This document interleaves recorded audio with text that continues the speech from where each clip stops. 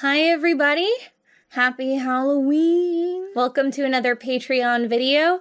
This month, the winner by a pretty large margin is, I got distracted because I said large margin, and I think the expression is wide margin, and then I was thinking about the scary scene in Pee-wee's Big Adventure with Large Marge. Anyway, this month's winner is Jenny retells her favorite ghost stories passed around by Disneyland cast members. I apologize in advance if any of the ones I share are ones that you have heard or ones that I have shared before. It's been a while since I worked there, and so I have a finite number of ghost stories I heard in my time there. First of all, I guess I'll get out of the way. There are ones that I think everyone kind of knows, like, by which I mean even not cast members. These are just the ones that come up when people talk about ghosts at Disneyland. I've heard through the grapevine that there is a Jungle Cruise ghost, or maybe they call it like the Jungle Monster. So I think there's kind of, in a lot of attractions, this superstitious idea that you'll give tributes or at least greetings to some kind of malevolent spirit that will make the operation run badly that day if you displease them. So for Pirates of the Caribbean, I think it's a man named George. I think the legend of George is that he was supposedly a construction worker that passed away during the construction of the ride. I don't think that legend is backed up by any actual records. I don't believe anyone officially died while making Pirates of the Caribbean, so I think that's totally made up. Same with Jungle Cruise. I don't think there's an origin story for that one. But yeah, there's like a jungle monster or a jungle ghost. People greet it before they start up the ride. They say goodnight to it before they shut the lights out. That's probably the case at more attractions than I'm even aware of, because attractions are spooky at night. So I could see, and also, especially the older ones, they can be finicky. You can have bad days where, like, through guest error or mechanical error, things are running badly, things are going not well, you're not moving through your line quickly enough, just everything feels like it's coming down at once. I could see that being a department with a lot of superstition, and it definitely seems to be. I also feel like I've heard in passing a lot of ghost stories related to the Fantasyland rides, which again, those seem really creepy, but I don't have any specific stories for you. It seems like a lot of break room talk in general is just you'll be talking to someone about their location and they'll just go, it's super haunted. And if you try to ask specifics, they'll just be like, oh, just if you're walking through at night, you hear weird noises. So it's like, it's not a good story. So the ones I'm going to share, I'm trying to share good stories. Okay, so I worked in 2 different departments while I was at Disneyland. The first one was Circle D, and that was the animals department, primarily the horse department, but in general, the animals department. So we took care of the horses, the animals at the late petting zoo, and then we would also do like wildlife care. So we had a shift called cat care where you go around feeding the feral cats. We had all these things that the cats are supposed to come into.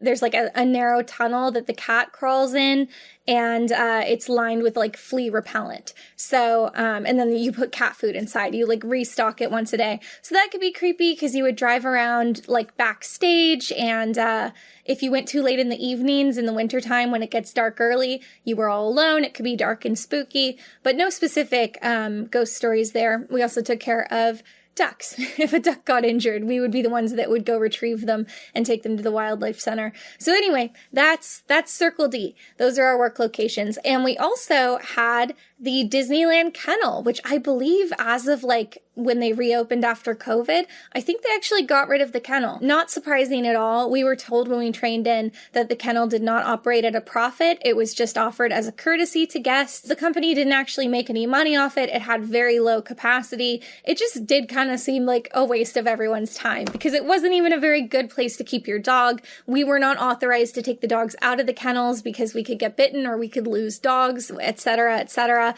So it was basically just a bunch of dog kennels where the owners could come in, leave the dog in the kennel. They were supposed to come back every 3 hours, take the dog out, let it go to the bathroom, and then put it back in. We were allowed to, I think, drop food into the dogs, but we couldn't, like, open the cages. So anyway, not even a good kennel, not that convenient. They might as well have boarded their dog somewhere down the street that'll do full care so they can enjoy their whole day at Disneyland. The kennel was super old. It felt like it was built in the 70s, like, most of them had been updated, but the very back wall of kennels was like these gross, like puce green plastic kennels that you could tell had been there since the 60s or 70s. All the rest were upgraded to like stainless steel, and we only really used those on like Christmas Day when it was super crowded. Very old feeling location. So it was kind of like a U shape of kennels where it's like you would open a sliding door, you could walk down one aisle, hook a U at the end, past the green, creepy plastic kennels, and then go back up the other side of the U. And on one side of the U, there was a big window that looked out on the yard where people could walk their dogs and let them go to the bathroom. The reason it was so creepy is that at night, you would have the lights on inside where the kennels are, obviously, and the yard did have lights. Like, if you were out in it, you could see well enough. It was just kind of dim in the evenings, but you couldn't see out into it from inside. So it gave you this very like watched feeling where you were in a really narrow hallway, and one whole side of this narrow hallway was a big dark window that you couldn't see out of. And intellectually, you're like, that just leads to a blocked off, locked yard. But, you know, in your animal brain, you feel very watched when you're like walking around by yourself at night and there's just this big dark window that you can't see out of. And also, I think on the other side of the yard was like stroller returns. So you would hear like random banging noises and crashes and stuff, which just added to the creepiness of it. The other creepy thing about the kennel is that it is such a small location that there would only be one closer and you would close it by yourself. So like if you were an end of the night shift, there would be two people for most of the time, like up until an hour before it needed to be closed off. You would have someone with you. So they would kind of help you with most of the end of the night chores. Like they would help you make sure everything's put away and like help you with your paperwork. But the final like wipe over of all the surfaces and locking up, shutting down the computer, that last final hour of the closing shift, you would be alone. So you'd be kind of hanging out with someone. The guests, like the kennel was very weird. You would just kind of be on your phone most of the time, or like reading a book. You weren't supposed to be on your phone. And then whenever a guest came by, you would help them. But it was a lot of downtime. Like in the morning, a lot of people dropped off dogs. And in the evening, a lot of people picked up dogs. But for most of the day, for most of your shift, it was just like 3 times an hour, someone would come by to take their dog out, if that. So most of it was you by yourself. So for most of a closing shift, you would just be chatting with your other person, having a fun time. And then like an hour before closing at the end of the night, they'd be like, okay, peace out. And then you would be alone in this creepy, silent kennel. So the whole thing was very eerie. We had like the door to the kennel was one of those that's like split in half. So you can open the upper half of the door, and that's what we would leave open for guests to approach. But then while you're doing all your closing up stuff at the end of the night, once the last dog has been taken out, you can leave the upper half of the door open, but that's kind of creepy because you are outside the park, so anyone could just like wander by and let themselves in. So that's kind of weird. If you're in the back room and somebody lets themselves into the kennel, you don't want that. So you're really supposed to close off the upper door. As soon as you shut the upper door, like all of the sounds outside would be immediately muffled. All of like the ambient Disneyland ticketing area music would be silent, and you would just be in this like creepy, echoey kennel where you just kind of hear the hum of the AC running. You've got this big foreboding window. You feel like you're being watched the whole time, and you're just kind of like alone with your thoughts and the silence. So it always felt very creepy closing, which is why I'm not surprised at all that everyone thought it was haunted. Everyone in the whole department was convinced that the kennel was haunted. I'm trying to think if I personally had any. I think like one time I was cleaning the back and I heard like a cabinet slam, and like I hadn't even left any open. So it was as if someone had opened a cabinet and slammed it again. But I mean, that's how it goes when you're alone. Like any kind of sound will just kind of freak you out. And it really could have been from like an adjacent room. It could have been from anywhere. But then when I was training in, what's funny is my trainer, Colby, like as we were training in for the first time, she just straight up was like, yeah, the kennel's haunted. So we went in with that knowledge right away. And what's funny about that is she told us her personal ghost story. She's like, I know it's haunted because something happened to me. And she was saying that she had the closing shift one time. She was in the back cleaning up, and she suddenly heard like a loud slamming noise. And she went back out into the front office, and every drawer, every cabinet, everything was suddenly all the way open. And she couldn't explain how that had happened. And so we were like, that's really creepy. That's very scary. And then fast forward to like maybe 2 months later when I'm just working normal shifts at the kennel, and I was with my other closer, and they were like, I have to tell you, one time I played this funny prank on Colby. And then she just retold the exact same ghost story, but from the opposite perspective, where she's like, yeah, I like crouched behind the bottom half of the door and waited until she went in the back. And then I quietly opened all the cabinets, and then I made a loud sound and I ran out, and she was so freaked out, and I watched from a distance while she freaked out. So it's just funny. I feel like I've never had that happen in my life before, where you hear a really specific ghost story and then unprompted later hear the explanation, the perpetrator of the ghost story. So that was great. So I guess I've kind of undermined the idea that the kennel was haunted. Now it probably just sits locked up and empty.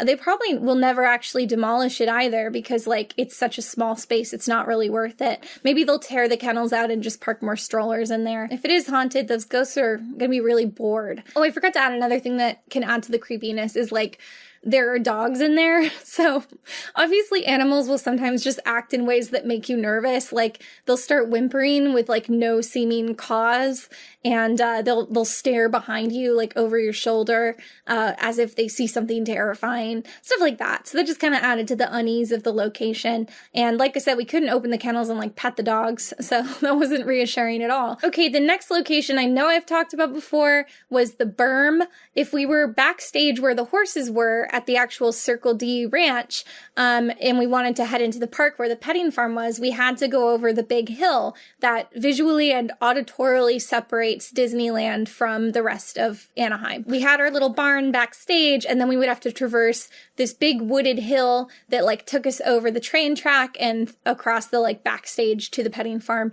And the berm was really creepy. If you ever had to go on it at night, it was very scary. And sometimes we did. There were a couple occasions where people accidentally left something in the petting farm office and we had to head up. And I know I've told this story before, so I'll be brief, but one time, me and my other closer at the barn where we had to go up and get some keys that someone had left in the office of the petting farm. As we were driving up this extremely scary hill on the berm, it was a stormy night and like things were blowing around and making terrifying sounds. We just had like a tiny flashlight on our phone that we weren't even supposed to have on because you're not supposed to use your phone on the job. We suddenly like encountered a fallen tree across our path, like in a horror movie. So we had to park our little golf cart and go the rest of the way on foot, just like clinging to each other and cowering. So that was terrifying. Not really a ghost story, but definitely a spooky story. That's the only time I've seen like a fallen tree across a path. When you're already spooked out, that's not fun. Okay, but the final and most haunted location at Circle D I want to go over is called the Pope House. And maybe some of you have heard of it before. The Pope House is actually, I believe, the oldest remaining building on Disneyland property. It predates the park. It was left over from when it was an orange field, and then when Disneyland opened, Walt Disney had the horses caretakers live there because since there were horses there, he wanted people living there full time. The people living there were named the Popes. I think their names were Walt and Dolly. I know the woman was named Dolly because she was the one everyone said haunted the place. And I think the husband was named Walt because I remember thinking it was weird that it was the same as Walt Disney. Because it was attached to Circle D, we decided to hold it over. Not we, I say that like I made the decision, but Disney decided to just kind of keep the structure standing and convert it into the office for the Circle D department. So even after the Pope family passed away and were no longer living there, the Pope House remained pretty much intact. In the living room, we had like old photos. You could see like the caretakers standing on their little porch with the porch swing. You could see pictures of the interior. And so you could see that it was like pretty much the same. The layout had been left unchanged. It was like a living room, a dining room. Then there was like what I assume had been a bedroom, but was an office with like the computers in it. And then a little mud room. So that was just where we stored our radios and stuff. The Pope House wasn't used that much because obviously you're just taking care of the horses, and we had a separate break room, so we didn't even take our breaks in there. I think the only times I really went in the Pope House were like when there was a holiday party. We had the holiday party in the living room of the Pope House and like put a Christmas tree in it and stuff.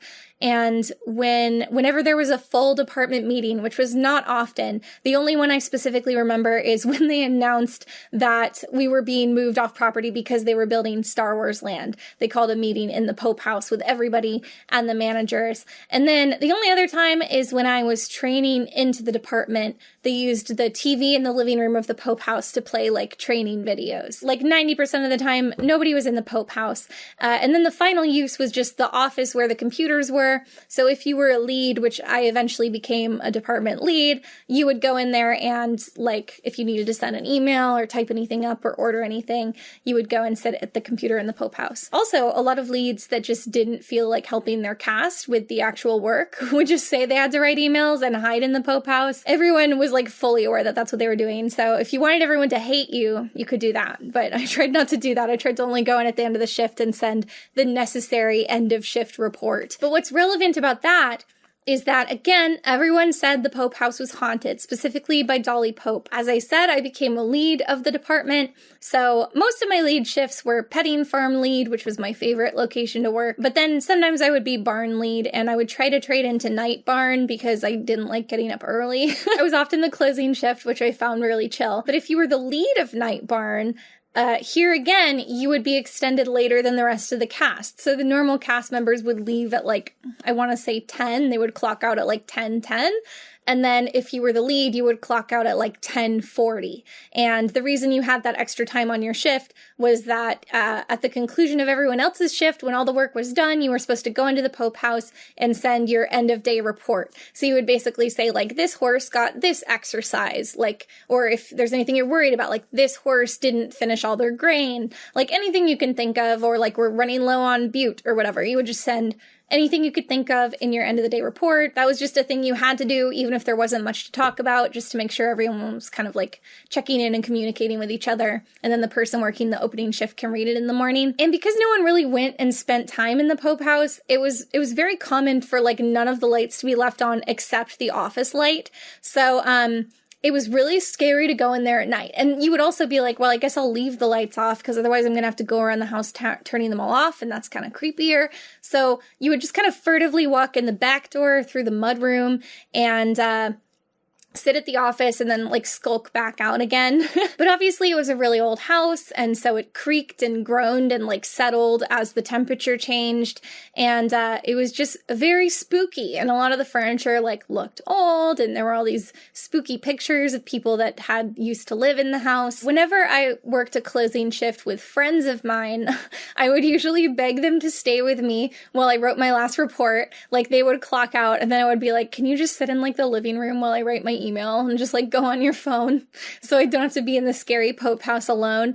And they would, but sometimes I would have shifts with people I didn't know as well and didn't feel comfortable like asking them to stay extra after work. So I wouldn't, and I would just have to go into the Pope House and be super creeped out. So there was one particular occasion that was the spookiest one for me. So as I said, there were 2 points of entry in the Pope House. You could go in the front door over the porch, or there was a back mudroom that was just a back door in like a really tiny room that we really only used to charge our radios. So there was like a big radio charging dock, and like you didn't have to take the batteries out, you would just set the whole radio in. Once you set the radio in the little caddy, the green charging light would come on, and like it wouldn't be able to receive communications anymore. So even if you had failed to turn it off, it would automatically shut off. And so another one of the responsibilities of the closing lead is to take a look at the charging dock, make sure all the radios are on there so you don't have dead radios in the morning when everyone comes in. So I had already dropped my radio on the dock because all of the work was done for the day. And then I went to write my closing email. And this was one of the nights I had nobody else waiting with me. So I was already kind of creeped out. At one point, as I was writing my email from out in the mudroom, I heard one of those loud radio sounds. And it's very distinctive when you hear a radio go off because you hear this kind of like electronic chirp sound and then really high kind of like muffled audio of someone talking really loud. I couldn't tell what they were saying, but I heard that from the next room. So it startled me because it's creepy when you're alone in a creepy house and you hear like a voice from the other room, even if it is obviously a radio. And I was like, oh man, I I thought I already put my radio on the charging dock. I must have not snapped it on all the way, or someone else didn't put it on properly, so I better check on that before I leave. And then I finished writing my email, and I went back out to the mudroom to check on the radios. And when I got there, I looked at the dock, and every single radio was on its charging dock. Like, all of the little green lights were on. They were all correctly on there, which means that none of them would have been able to receive any communications. So I was immediately spooked because, I mean, there's only a few explanations for that. The first one is I totally imagined this very loud and distinctive sound coming from the other room. So that's creepy because that would mean I was going crazy or something. The other explanation would be that it was a ghost that talked like a radio for some reason. That also doesn't really make sense, in part because ghosts aren't real. And then the third explanation is that there was someone else in the building that had a radio clipped to them. Someone in this locked off area that's gated in this spooky dark house that no one else is supposed to be in. When everyone else working with me, everyone else in my department had already gone home for the night, there was someone in a close enough proximity to where I was sitting alone in this dark house that I could hear their radio from that close to me. So I just felt like all my hair stand up, and I hustled out of there. I jogged all the way to the gate, and I slammed it behind me and just went out to my car as fast as I could. I was very spooked, and I never figured out exactly, I never got to the bottom of that one. So that was probably my creepiest specific experience at Circle D. Editor's note, because I forgot to say that when they demolished Circle D in order to put in Star Wars Land, they did save the Pope House. So it is still the oldest building on property. It's no longer really in the park proper. They actually moved it to the parking lot of the office building. And I think they still just use it for meetings and stuff. It's cool that they kept it for posterity because they didn't have to do that. They put the whole house on a truck bed and just wheeled it out there. So kind of cool. Okay, so fast forward to the next department that I transferred to. I worked at Circle D for about a year and a half, and then I worked about a year and a half in guest relations. And guest relations, I would say, was pretty unhaunted. I worked a lot of closing shifts there also because they were pretty easy to trade into, and there again, I don't like to get up early, so I much preferred closing shifts. But at guest relations, I don't think there were any locations you would actually close alone. We had, guest relations encompasses a few things. It's the tours, it's City Hall, so basically the complaints department and the info department at the front of the park. GIL, which stands for Guest Info Location. Those are the little kiosks throughout the park. And the Lost and Found, which was probably my least worked location. Lost and Found, from what I recall, you always had another closer with you. I don't think you ever closed that one off alone. City Hall, you didn't close it off alone. And City Hall and its counterpart in California Adventure, the Chamber of Commerce, those were old parts of the park, but They were very uncreepy buildings. The office area behind the actual guest-facing part was pretty cozy. It just wasn't that big of a space. It was full of a lot of personal effects and decorations on the walls and computers and stuff. That wasn't a very spooky area. And then the guest facing part, even when it was empty of guests, it was you had big doors immediately leading out onto Main Street. And even when it was time for us to close up for the night, meaning the last guest had left the park, there were a bunch of security right outside who would have just finished clearing the park of guests. So even if something spooky happened, you would just open the door and there'd be 20 security officers right there. And third shift custodial would be coming in to clean for the night. So it was actually a very bustling shift to work. You never felt that isolated or that creeped out. The guest info locations, you would be alone as a closer. So you would be the last one packing up the kiosk at the end of the night. But the kiosks closed right at park opening, so there were still a ton of guests walking around. You would really just be throwing everything from the kiosk into a bag to take back to the office with you. So kind of impossible to be spooked there. I think the spookiest info location was probably the one across from the Haunted Mansion because you were under some trees and it was kind of dark at night. But like I said, there's a million people around, so it's not very spooky. And then tours, I was a tour guide after a certain point, and I even gave a Haunted Mansion themed tour. So that sounds like it's going to be really spooky, but it wasn't at all. All of the tours, it was only in the morning, so it was broad daylight. Yeah, you were obviously with a huge group of guests the entire time. We didn't even go inside the mansion. It was just a tour about the history of the mansion. So we didn't even take the guests in. It was just walking around in the bright sunshine and talking about the Haunted Mansion. So not spooky at all. I think the only time we would be alone on that whole shift was like, there was like a glorified supply closet where you would suit up with your audio equipment because we had to wear a little wired microphone pack so they could hear you better. That was like, you know, you'd be alone in a closet off of like a bright sunny day. So not spooky at all being a tour guide. However, I would say, since I was talking about Gil and the fact that they're sprinkled all throughout the park, I think the best capacity for being spooked out as a guest relations cast member is that when you were working in areas that were not City Hall, when you were all out throughout the parks, you would take your breaks just wherever you felt like, wherever was closest. So you could go into one of the cafeterias if you were near them, and you could also go into one of the nearby attraction break rooms if that was more convenient. If you were working at the New Orleans Square Info location, the closest break room would be the Haunted Mansion. So you would like walk around the pet cemetery and around the back of the building and then go in the little back door. The Haunted Mansion backstage is very spooky, which I love. I feel like that's what you would want it to be. Like if you're backstage of Pirates, it's just like concrete and linoleum hallways with like fluorescent lighting and then a bunch of doors that are marked like pirate ship scene, like town scene, and you're like, ooh, that's cool that they're right on the other side of the door. But this right here is really boring. But Haunted Mansion is like exciting when you're backstage. So you would go around the back and like open this door and just immediately be at the top of a really steep metal staircase. So you would go down like one flight to get into their break room, and you could just kind of sit there if you had brought your own snacks and stuff. That's where you would like eat. But if you were trying to like buy a soda or a bag of chips from the vending machine, or if you needed to use the bathroom, you had to go all the way down the staircase to like the bowels of the building, which, you know, obviously the ride is very old, and the whole backstage of the Haunted Mansion is like dim. You can totally, completely hear the ride through it. Like there are no sound muffling properties. You can just hear all of the creepy audio the entire time. They keep it really dark because there are portions of the backstage that are only separated from the ride track by like black velvet curtains. I think specifically the part that's like that is the ballroom scene when you're going on like the balcony. Don't quote me on that. That was just from what I could gauge from like the layout that I was looking at.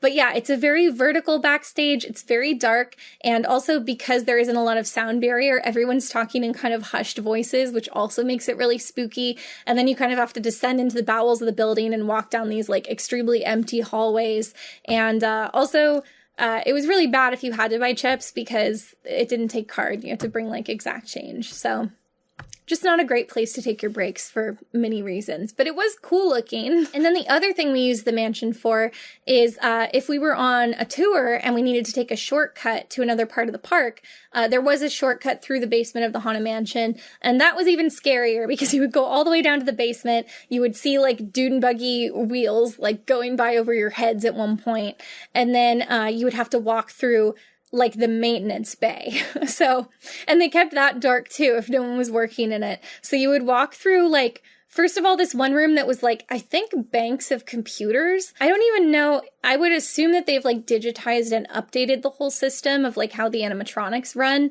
But it seems that at one point, if not still, that room was just what housed all the brains of all the animatronics. Like everything they were running on was just in banks and banks of computers in this spooky dark room. So you would like walk through there, then you would walk through the maintenance bay, which would sometimes have parts in it. So that could be spooky. And then you would go out a back door to the other side. All of these were kept pitch black. It was and it smelled like musty. It was just a very spooky way to go through. And obviously the Haunted Mansion is one that's known to be haunted. Here again, I didn't have any personal ghost experiences myself, but the ones you always hear about are a little boy who sits at the exit and cries, which to me, that's very bleak. The reasoning there is that a lot of people scatter their loved ones' ashes in the Haunted Mansion. They're not supposed to. It's not allowed by the park. And it's not a very glamorous thing to do either because, it's considered a biohazard if someone is seen scattering ashes, which they will be because there are night vision cameras all over the ride. So if somebody scatters a bunch of powder in a Disneyland ride, like, I mean, think of the anthrax scares and stuff like that. Disney has to presume that, like, that substance could be anything. We don't know why that person dumped that there. They send people in with, like, these specialized vacuums that can suck up, like, tiny particles. They have to shut the whole ride down, and then they suck up what inevitably likely is going to be someone's loved one's ashes. And then after it's been sucked up by the vacuum, the ashes are disposed of in the same dumpster as everything else at the park. Kind of an undignified end, I would think. I mean, if we're being real, when you scatter ashes, it's not really about where the ashes end up. It's more about the symbolism of the act. So I was just about to say, so if you want to, you can just do it, which I shouldn't say. It's obviously not allowed by the park and is probably illegal. So that's not what I'm saying. But spiritually, I'm saying I wouldn't be that judgmental of it, because I don't think it's any weirder than like scattering someone's ashes over like the face of a cliff or the ocean, because it's like, you know, they're never going to end up somewhere glamorous if you want to think through the entire thing in like a highly rational way. So I think in the cases of ash scattering, it truly is the thought that counts. So I keep wanting to end with like power to them, but not going to say that on the record. But anyway, the reasoning there is that there are a lot of ghosts in the Haunted Mansion because there are a lot of confused spirits who have been put to rest there.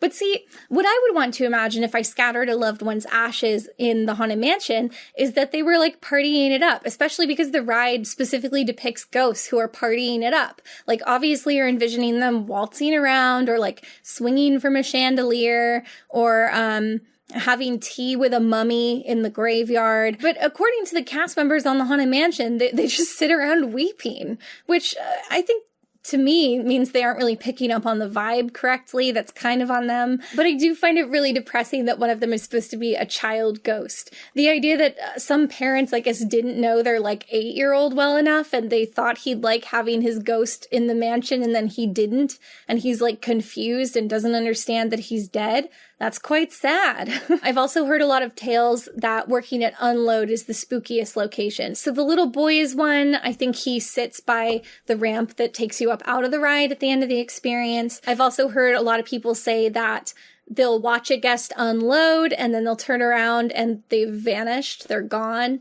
So a lot of like disappearing guests and eerie things like that. Another spooky location I've heard about is Innoventions. So if you know the history of this building, I think it won't be that much of a surprise. I do feel like it's a little ghoulish in this case because there was a real death that happened in that building. I just think it's kind of gauche when people pick like a specific person that died in a tragic, I mean, that's like most ghost stories. I guess I prefer the ghost stories where they're just like, this building's really old and we saw a woman in a pioneer dress. And I think it's a little more mean when it's like, this person died in the 80s and like their family is probably still alive. And we've decided to put out on the internet that their spirit isn't at peace. And they're screaming, wandering Innoventions. But anyway, that wasn't the ghost story I heard specifically. It tends to be a little more obscure. The ones you hear about Innoventions is just the idea that it carries a very sad or dark energy. You know, that kind of like psychic idea where people say they'll walk into a place and like feel a presence, like some kind of lingering emotion from something terrible that's happened there. Well, I guess first I'll say the history of the building really briefly. It used to be a moving, rotating theater. It was, I was going to say like the Carousel of Progress at Florida, but it was exactly the Carousel of Progress at Florida. So the Carousel of Progress, if you've ever been on it, they have, a donut of seats that are like 4 different audience theaters. And then they have a carousel in the middle of a stage with like different tableau. And then the audience section will rotate around it. And so the audience will watch one scene, and then the theater will rotate and take them to the next pie slice, and then they'll see the next scene, and so on. So at some point, they took out the Carousel of Progress from our Disneyland theater, and they shipped the whole thing to Florida because that's what the sponsors wanted. And then they decided to put in a new show in the same theater, and that was America Sings. So that was the one that all the animatronics you'll see on Splash Mountain came from originally. We don't specifically know if this is relevant to the accident, but when they switched from Carousel of Progress to America Sings, they actually changed the rotation of the theater. So I don't remember which direction it went first. I think maybe for Carousel of Progress, it went counterclockwise, and then for America Sings, it went clockwise. Oh, you understand what I mean by that. An employee, through mysterious circumstances, because nobody witnessed it, a young employee who was like a teenager was crushed by an oncoming wall. So when the theater rotated, there would be 2 walls that would briefly pass each other. I guess I'll do it this way vertically so you see what I'm talking about. But you have a wall for the theater and then a wall for the show, and they would briefly pass each other. And so obviously you can see there's a crush point at one point. So it's speculated that the change in rotation direction could have made a difference, because people were saying that sometimes, again, this is unproven, we don't know if this is what caused the accident, but apparently sometimes when the theater would open to rotate to the next room, cast members would lean back and look in the neighboring theater and see if like their friend was working that day or whatever. In the previous rotation of the theater, if they had leaned back to look at the next room, the dangerous crush point would be rotating away from them, not toward them. But because of the change in direction, if they had leaned back at the wrong time, they could have been pinched between the two walls. So obviously horrific to contemplate. No one saw it happen. People heard that something happened from a couple rooms over, but nobody knows exactly how it went down. But it is probably one of the most like gruesome things that's happened at Disneyland. So it's very popular for those like gruesome clickbait articles. And like I said, she was really young. I think her parents might still be alive, because I think this was in like the 80s. So just think it's very gauche. I've even seen people online try to do like mock-ups. Like they'll take home movie footage of America Sings, and then they'll impose like a stock sound effect scream over it. I just think the whole thing is so tasteless. That's why people think that building is haunted. Fortunately, I guess, I've never heard any really specific ghost stories where people will be like, oh, at this time of day, you'll hear a scream or whatever, or like a sound effect. It's just generally people that'll say like, I went with my kid, or I went with my grandma. They knew nothing about what had happened in the building. And as soon as we went in the building, they like went pale. They were shaken. They just desperately wanted to leave and felt really unsettled and like they needed to get out. Again, I feel like very bleak. if we're believing in the ghost story, very bleak to me. The idea that like someone is stuck there and is kind of suffering the consequences of their death forever. Just horrible to contemplate. A little more levity, maybe, is that the People Mover track runs through the Interventions building. There were also a lot of deaths on the People Mover. They were usually through user error and people fooling around. Not that I think that means it's good that they passed away, but a little less depressing than the young employee that it happened to. The People Mover track is scary in general because it's an abandoned ride. There are parts of the track that are outside and you can see them when you're walking around, and at various points they've fallen into horrible disrepair. There were points in time when you would like see gaping holes in the track and like pieces of fiberglass or whatever is decorating the outside of it, like hanging down, like plaster dangling. So it just looked awful. I believe as of right now, they've cosmetically fixed everything that's going on with the track. So at least from a guest point of view, it doesn't look like a total mess. If you're on the monorail, you can see that like trees have fallen onto it and stuff, but whatever. But I've heard pretty definitively from people that work like maintenance at the park that, people aren't even supposed to go up on the People Mover track. Like, I'm sure someone went up there at some point because they added little projector things when they did the Star Wars overlay of Tomorrowland, but they might not have even set foot onto the track. They might have just been working from like a cherry picker or something. It's not even good to stand on at this point. Like, it is not structurally sound, the track. Like, it's been left in disrepair for so long that you have to worry that your foot is going to punch through if you step on the wrong section that's just a cosmetically repaired hole in the track. However, there were parts of the People Mover track that I believe have been partially maintained, and that's simply because they're part of other ride buildings that are still operating. So part of the track passes the Star Tours gift shop, and part of it passes the queue of Star Tours, part of it goes through the Interventions housing building, and so those parts are still accessible to maintenance workers if they have a legitimate reason to go in there. So they can walk very brief stretches of the track. Those are really the only parts that have been maintained and not left to crumble over time, because if they let that happen, they would destroy other buildings that are actually being used for things.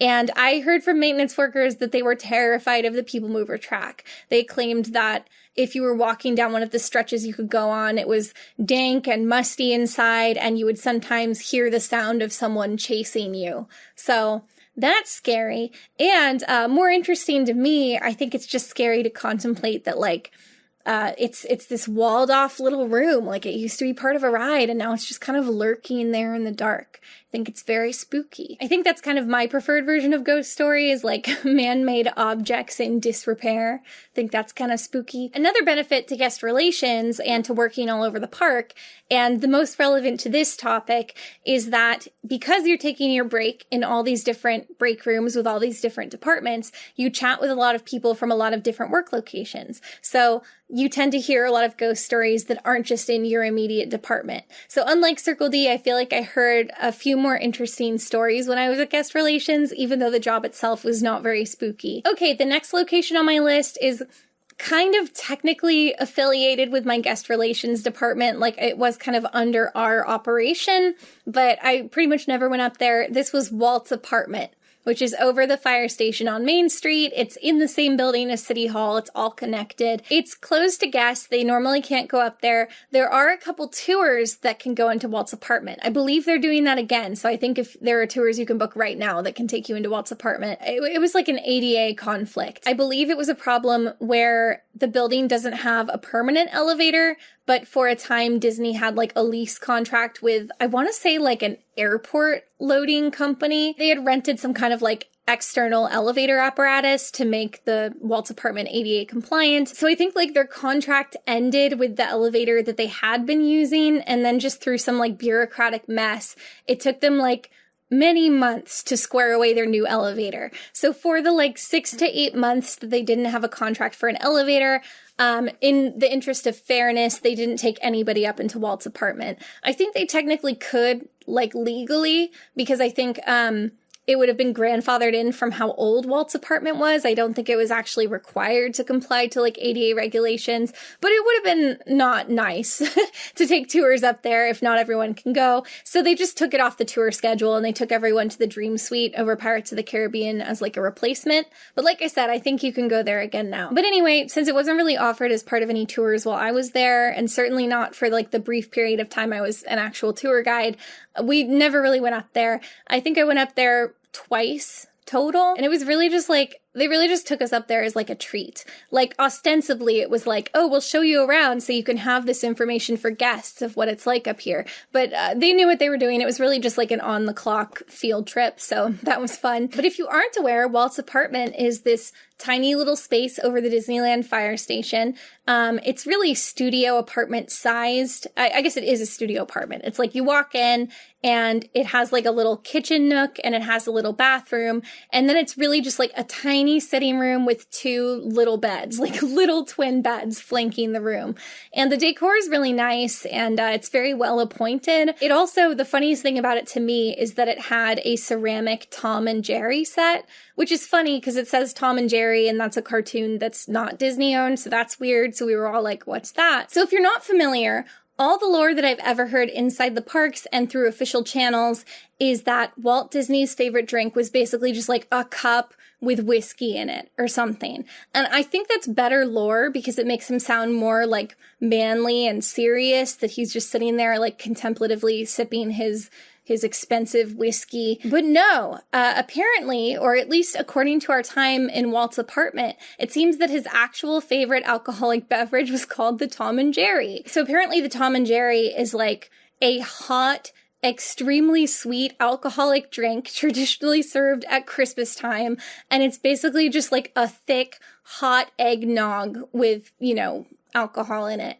And yeah, apparently that was the man's favorite drink, such that even living in California, he had set aside like an entire counter space of his objectively very small apartment to accommodate full-time a full ceramic Tom and Jerry preparing and serving set. I think it's important to note that, like, based on my understanding of the drink, that's definitely a party drink, right? Like, that's not the kind of drink you're meant to be whipping up for yourself on a quiet evening in. I think I'm just going to have a really sweet and thick alcoholic beverage while I'm sitting here alone in my little apartment. It's weird.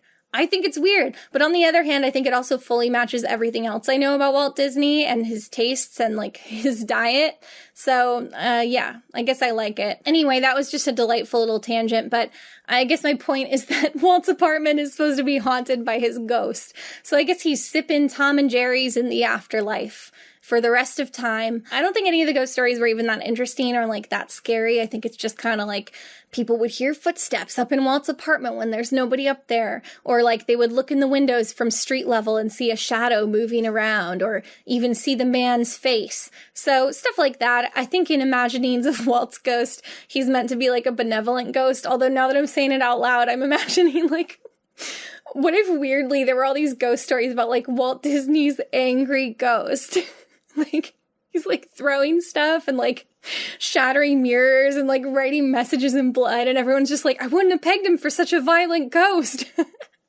We don't know what we did to make him so angry, but boy, is he angry. Okay, this next story is another one I heard secondhand. This is obviously coming out of Tomorrowland, and it's a ride I definitely wouldn't have suspected to be creepy in any way or to be haunted, and that is Buzz Lightyear's Astro Blasters. I heard from an employee that they'd been working in the department for a while, and they had a new transfer who had come over from Haunted Mansion. They were going to be the closing team together that night. So while they were getting to know each other, at one point in the evening, I guess the new guy felt close enough to confide something more personal and said, I've got to warn you, the reason that I transferred over from Haunted Mansion was actually that the ride is really haunted and that I'm sensitive to spirits. I can see the ghosts in the mansion. If you're working at the unload of an Omnimover type ride, which the Haunted Mansion is and which Buzz Lightyear Astro Blasters also is, you kind of face the approaching vehicles and then you watch the guests get out, and you also have a mirror pointing over your shoulder to make sure no one else hops back in the vehicle after you. So they said that when they were working at the Haunted Mansion, they would see everyone getting out of the vehicles, and then they would walk past this little mirror that was meant to check over their shoulder. And when some guests passed in front of the mirror, they would see that their legs tapered off, that they didn't have feet. They were just kind of floating across the surface. And so they said, that's how I would be able to tell which of the guests were ghosts. And they said, once I would look at the mirror and I would notice that, they would notice me noticing it, and the ghost would look back at this employee with an expression of anger and hostility, like they were mad that they'd been found out. So this person started to feel really unsafe at Haunted Mansion, and they transferred over to Buzz Lightyear Astro Blasters. So this new guy is recounting this in the break room to the teller of our story. And they finally said, the reason I'm telling you this is I've been working unload all night here, and I've noticed that the ghosts are here too. And they're not any less scary just because we're at this stupid Toy Story ride. In fact, they seem angrier than ever. Maybe these are even ones that have followed me over in their rage. So if I were this employee, I would be unhappy to receive this information. I would maybe be like, you could have told me on like the shuttle back to our cars, because now we're gonna have to close this ride. So they kind of work an uneasy closing shift together for the rest of the night. It's time to do the final track walk at the end of the night. And the new guy turns to the employee and says, listen, I think it's going to get really bad in there. I have a really bad feeling about this. I think I should do the track walk alone, and you should wait here at the control consoles. Obviously, the employee was all too happy to take this advice and was like, okay, absolutely, I will wait here for you. But they were able to track the new guy's progress because Disney rides have measures to make sure that guests don't climb out in the middle of the day. So for older rides like I think Haunted Mansion and like Splash Mountain and stuff like that, I think that guests climbing out is really just monitored from a ton of cameras. So there are people that stare at the cameras the whole time and make sure no one's climbing out. But newer rides have some slightly better tech. So if you're in a more modern ride, it's more likely that they're going to have pressure pads along the edges of where the vehicles travel. If anyone is putting their foot outside of the vehicle, it's going to immediately get the attention of a cast member. So I think it's just kind of redundancy to eliminate human error there. So the employee was monitoring this from the room, and they could see kind of through the grainy camera feed the person making their way through the track, and they could also see their footsteps on the pressure pads to know where they were on the ride track. But when they'd only gone partway through the ride,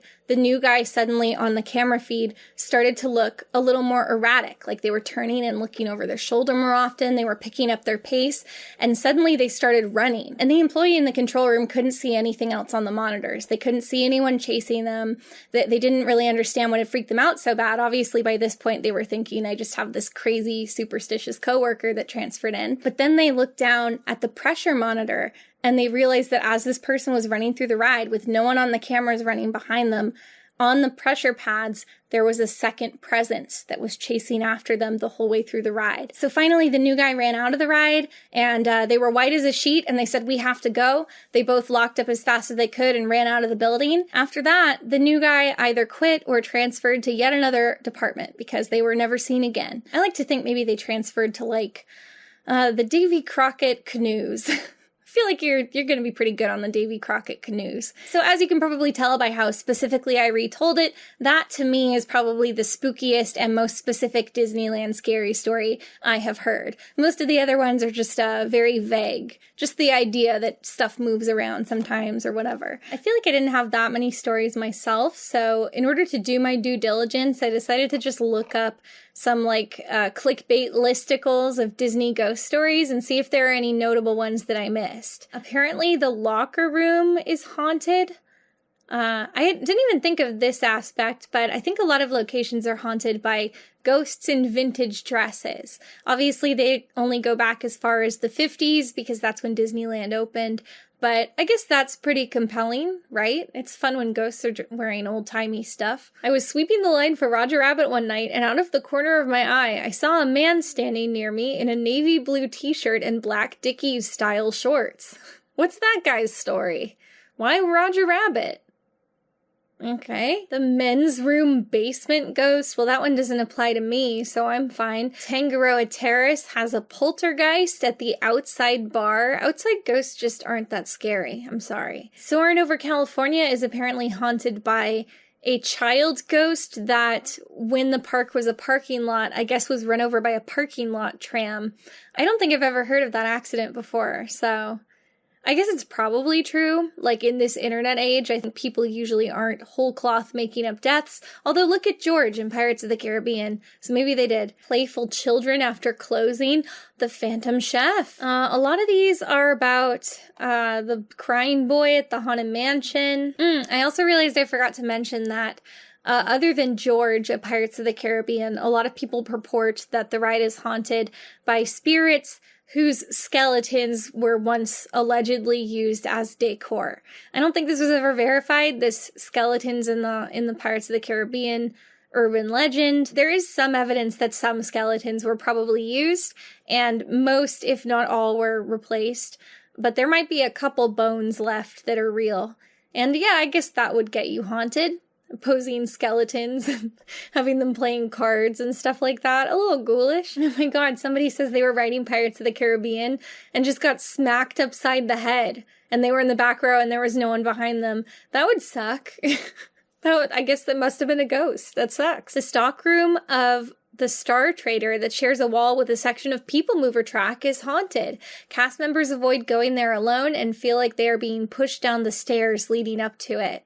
I told you guys. That People Mover track, it's bad vibes. Oh no! I had two friends that worked the canoe ride, and they both said they had ghostly experiences of someone touching them or seeing something out in the water, but there was nothing there. I can't believe I said the canoes would be safe. I feel like such a fool. Oh, another one saying the Star Trader stock rooms are haunted. There again, that's connected to the People Mover track. You know, before Star Tours was Star Tours, it was a ride called Adventure Through Inner Space, and the most memorable story I've heard about that ride is that people just spit in the whole ride. They would just spit on everything. I think this is just, it must have been like a 70s thing. People would just be like, I bet I can spit on that. And then they would do it. So anyway, let's start a new ghost story because you can just kind of decide to start telling people things as if they're fact and then they get disseminated through the culture of that place. Let's all collectively decide that there's a ghost in the Star Tours building that went there with their sweetheart in the 70s and enjoyed spitting on the ride for fun, and then they died in some unspecified way that probably wouldn't be written in a newspaper, so no one can fact check us.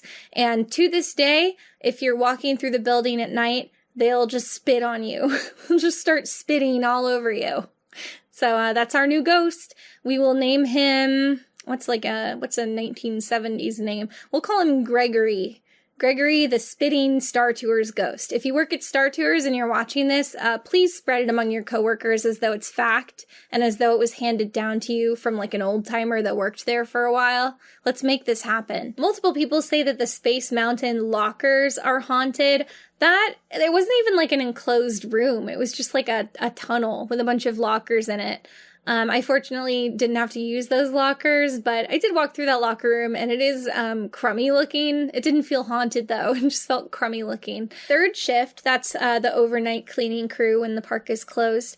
I was cleaning the castle and got pushed plenty of times while on the stairs. The lady who haunts it says it's her castle and she wants people out. That would be me as a ghost. Like, I love the energy of that because, like, there's no way in hell that woman has any reason to think she actually has any claim to the castle. Like, that castle was built by a man and not that long ago, and no woman has ever lived in it. You know, powerful energy from this ghost. She knows it's not true, but she's gonna assert herself. There's a story of the 2 little girls that died and frequently haunt the walkway from Fantasyland to Frontierland.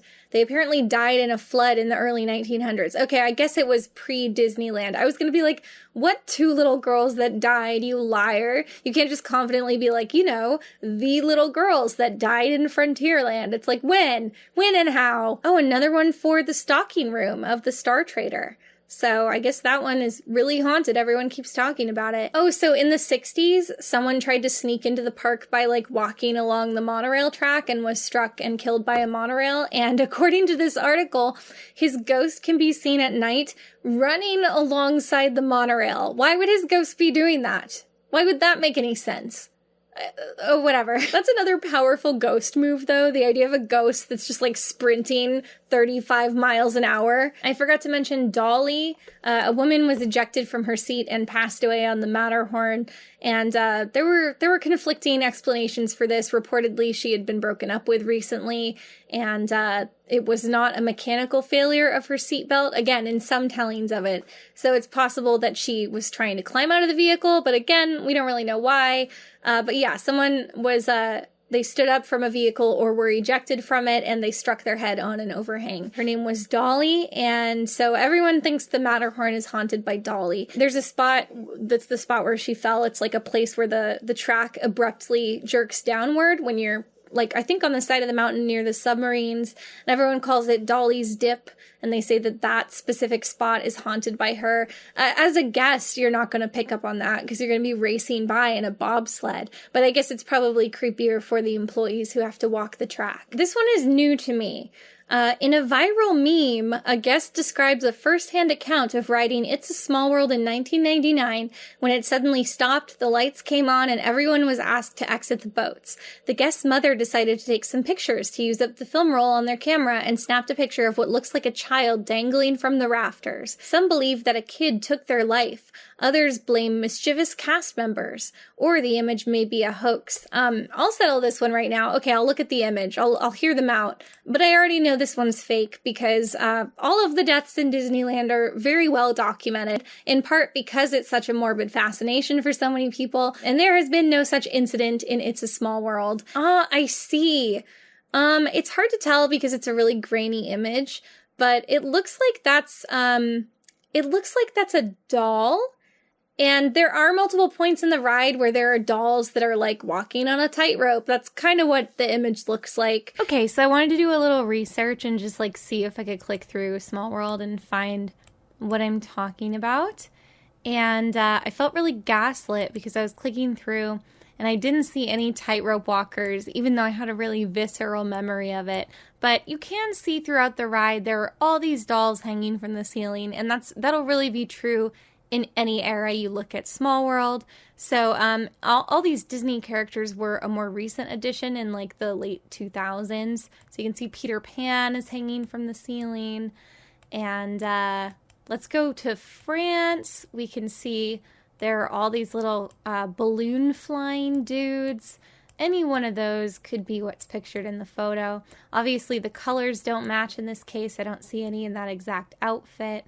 But the backdrops, the outfits the dolls are wearing, all of these are minute differences that have happened over the years. There have been many, many revisions to the look of this ride. And then, just to set the record straight, I did look at this 1998 recording of It's a Small World, just to see if I could catch any differences before the Disney characterification of the ride.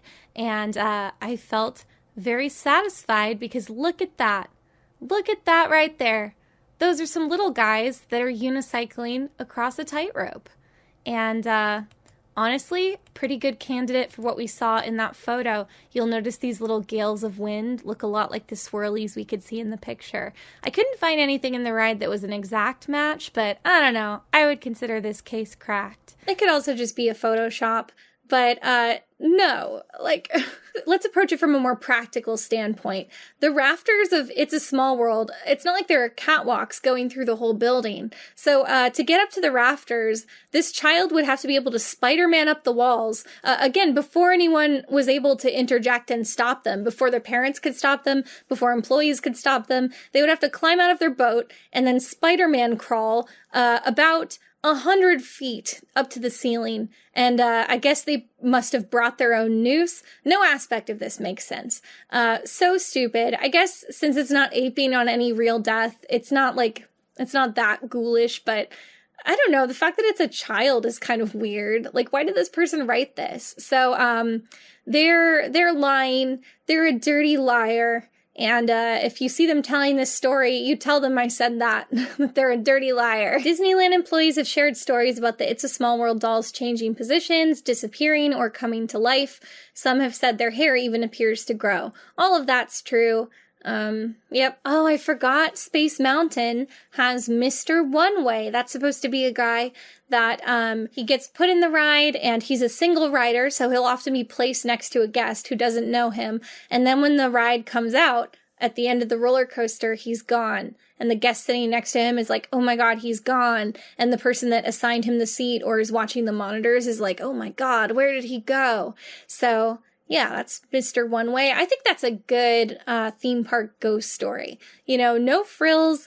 It utilizes the environment to its advantage, and it doesn't try to get mired down in specifics. We don't know this man's motivation, we don't know his backstory, and I kind of like it that way. The ghosts prefer blondes. A teenager was killed on the People Mover ride in 1967. Legend has it that his ghost haunts Tomorrowland. The People Mover closed in 1995. You don't have to tell me that. The ghost reportedly grabs the hair of blonde guests. I don't like that one. I hate that one. I hate when ghosts seem sexually motivated, and the preference for blondes makes it seem like it is. So I want that old pervert to stop tugging the hair of teenagers that are trying to enjoy a day at the theme park, probably with their families. Get out of there, you nasty old ghost. This is why you didn't go to heaven. This is why you're stuck walking a track forever. Many of the stores are supposedly haunted. This one again mentions the Star Trader, has cold spots and a really creepy feeling to it. I mean, I would expect a storeroom to have that. It would actually be kind of scary if it didn't. Also, stories of the merchandise being rearranged on the shelves after the shop is locked up for the night when nobody is around. I think most of that is probably just the ghost, like, being confused by Funko Pops, like just kind of picking them up and going, what? Why? I also heard that the Hatmosphere, the hat booth between America Sings and the Tomorrowland Autopia, is haunted. Supposedly, the sewing machine they use to embroider names on hats never gets warm. That's nice. Even after being used all day long. And once someone saw a face in it.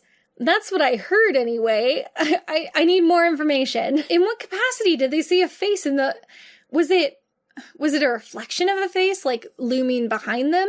Did it spring out of the sewing machine? Was it like a Beauty and the Beast sewing machine? Like, oh, madame, I will keep the machine cool even as you sew all day. Finally, there is a lady in white who wears old-timey clothing on Main Street, but it sounds like she wears, like, clothing based on the time period Main Street is from, and not even, like, the 50s. Which, you know, I like that. I feel like turn of the century, great time for ghost outfits, but doesn't really make sense. I guess it does. Like, I guess the land existed in that time period, in all time periods. It was also an orange grove, so I don't know why a woman with, like, a parasol and an Edwardian dress would be strolling around it. But okay, I think as far as stories that I know, I really only have one left, and this story is mine. And this actually is not from when I was an employee, it's from when I was a child going to the parks. So this story is probably from when I was 11 or 12. Like, I know we were old enough that my sister and I were able to go off on our own, but we were still kids. So we were not local, we were not in SoCal when we were kids, but every few summers our family would do a Disneyland trip. And I think part of the reason we liked it is that we got to go off and do our own thing, because like when you're a kid, you usually can't do that on a vacation, you usually can't do things independently. But it was always in the summer when we were off school, so we never got to see the park in like its Halloween season or its Christmas season. So one night in like probably July, we were walking out of the park for the night, everything had closed off, and we were leaving from Frontierland. We had just done Big Thunder Mountain at the end of the night. When you're leaving Big Thunder Mountain, the more direct way to exit the park is to like walk through Frontierland.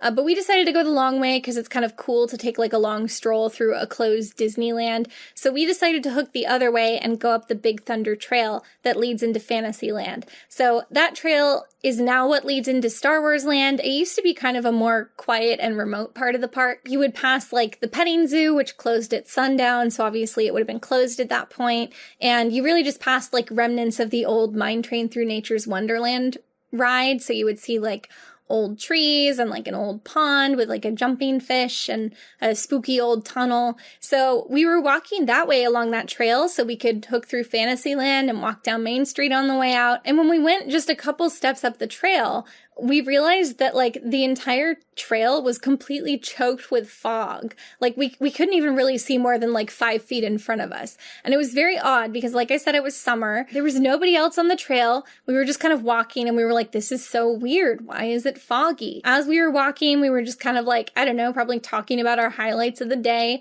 etc. And then I said like, oh man, all the churro carts close at park closing. And I always forget to get a churro once it cools down in the evening.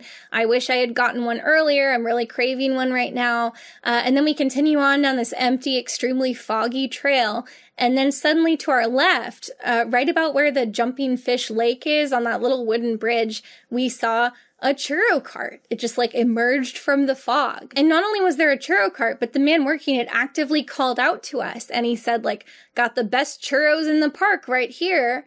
And I was like, oh, okay. So we went over and, he was just like one of those quirky, friendly old man types. Like, yep, no churros can beat mine. And like I bought a churro and I ate the churro.